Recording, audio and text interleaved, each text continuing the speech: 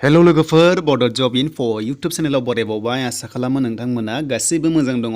CICF साख्रि ओंखारना फैदों लोगोफोर हेड कनस्टेबल जिडि जागोन।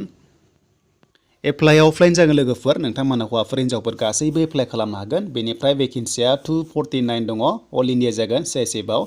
दा जों फैबाय अफिसियेल वेबसाइटआव बेयाव फैनाय लोगो लोगो नोंथांमोना दायो बेयाव मोननाय नंथ'आ। दा नोंथांमोना अफलाइनसो एप्लाइ खालामनांगौ नालाय दा बेखायनो अनलाइन एप्लाइ जाया थ' नोंथांमोना बेयाव एप्लाइ खालामनो हानाय नङा।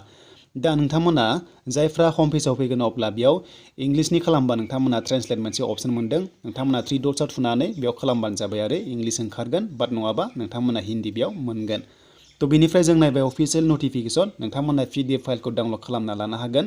दा बैसोआ ओरैबायदि जागोन थ' नोंथांमोननि मिनिमाम बैसोआ 18 निफ्राय आरो मेक्सिमामा 23 बे जाबाय जेनेरेल बाट जोंनि एसटिफ्रा 29 इयार्ससिम बे पस्टआव एप्लाइखौ खालामनो हागोन। बे जाबाय हेड कनस्टेबल जिडि जागोन।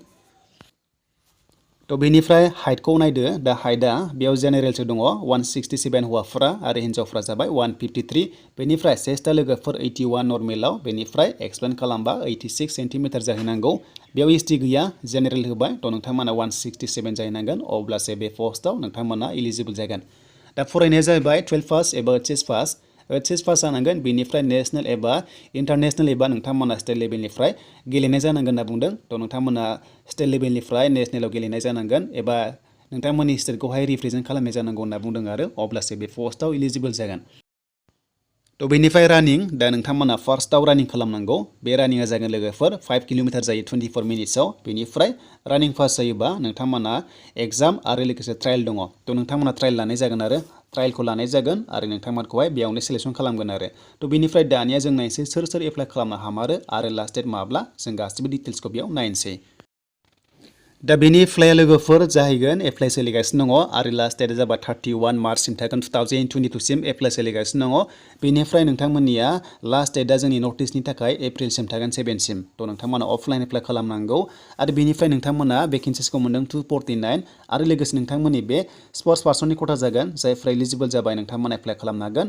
आरो बे स्पर्ट्सआ मा जानांगौ जेरै दङ एथलेटिक्स दङ थ' नोंथांमोना बेयाव 100 मिटार्स 200 बेबायदि मोनदों आरो दा केटेगरि लायै केटेगरि जागोन। बेनिफ्राय वमेनफ्राबो दङ मेनफ्राबो दङ थ' बेयाव नोंथांमोना जायफ्रा स्पर्ट्स पार्सन थ' नोंथांमोना बे पस्टआव इलिजिबल जागोन जिडिआव हेड कनस्टेबल CICF आव।